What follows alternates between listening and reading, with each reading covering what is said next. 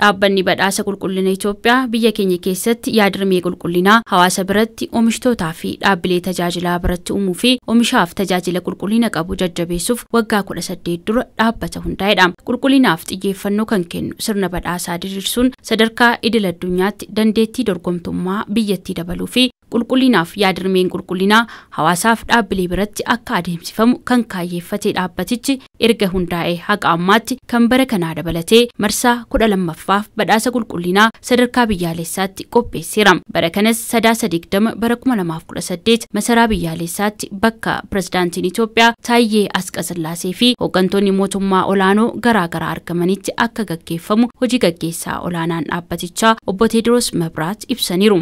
በ12ኛው ዙር ሀገር አቀፍ የጥራት ሽልማት ውድድር ዶርጎሚ መርሳ 12ffaa በረከና ሰረርካ ቢያሌሳት ገገፈሙን ዳብሌን 65 ከንገልማን ዮታው ኢሳን ኬሳ ዳብሌን 63 ታኒ ሃንገ ጡሞራ ዶርጎሚቻቲ ኢቲፉፈኒሩ ዳብሌን 35 ከንከናን ዱራ ዶርጎመኒ ቤከኒ 23 አሞ ዶርጎምቶታ አራዳም ደሜው ምሻ ዳብሌ ፈያ ዳብሌ ተጃጅለ ከነን ዳብሌ በርኖታ ኡላኖፊ ደሜ ኮንስትራክሽኒ ደሜ ዶርጎሚፍ galmaanidha. Ulaagaaleen jiranis hooggansa irratti kan xiyyeeffatu hojimaata qajeelfama dhaabbatichaa bulchiinsa humna namaa adeemsa hojii bu'aa qabeessummaa fi tajaajila hawaasaaf kennuuf kan of keessatti hammatudha. Gaaffiiwwan jiran hundis qajeelfama hojimaataa of keessatti qabatudha. ጠይቆች ግን የአሰራር ስርዓትን ሲስተምን የሚጠይቁ ናቸው. Dorgommiin booda dhaabbileen injifatan muuxannoo isaanii kanneen biroof kan ittiin qoodan waltajjiin akka qophaa'u kan himan obbo Teediroos kunis iftoomina uumuuf fayyadaa jedhan.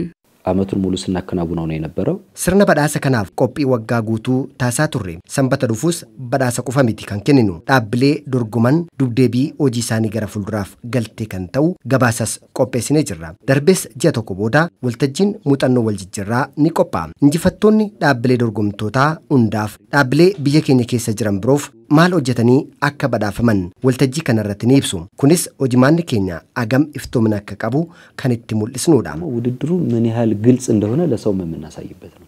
Akkasumas dhaabbileen dorgoman bakka hanqina qaban kan ittiin ilaalanii fi hojimaata fooyya'aa fi itti fufiinsa qabu hundeessuu keessatti gahee guddaa akka qabu kan abdatamudha. ተወዳዳሪዎች በመወዳደራቸው አትሊስት 3 ጥቅሞችን አግኝተዋል ብለን እናምናለን. dhaabbileen dorgoman dorgommii qulqullinaa kanarratti hirmaachuu isaaniitiin yoo xiqqaate waa sadii fayyadamu. Tokkoffaan ofii isaanii bifa saansawaan akka of gamaggaman isaan taasisa. Darbees naannoo isaanii kanneen jiran irraa muuxannoo gaarii akka qooddatan. Sadaffaan ammoo hojimaata isaanii ammayyeessuun guddina itti fufiinsa qabu akka galmeessan isaan gargaareera. Kana gochuun dhaabbanni badhaasa qulqullina Itoophiyaa gaheesaa baachaa jira. የኢትዮጵያ ጥራት ሽልማት ድርጅት አስተዋጽኦን እየተወጣ ይኖራል. Dhimmi qulqullinaa adeemsaan jijjiirama dhufu yoo ta'u akka biyya keenyaatti mandarri qulqulluu hojii eegaluun bu'aa dhaabbata isaanii ta'uu kan eeran obbo Teediroos dhaabbanni murteessaa kun oomishaalee keenya biyya keessaa dorgomummaa gabaa addunyaa irratti qaban guddisuudhaan guddina dinagdee keessatti gahee olaanaa qabaatuu fi humnoota daldalaa alaa cimsuun waltajjii biyyoolessaatti dorgomaa taanee akka ceenus taasisa.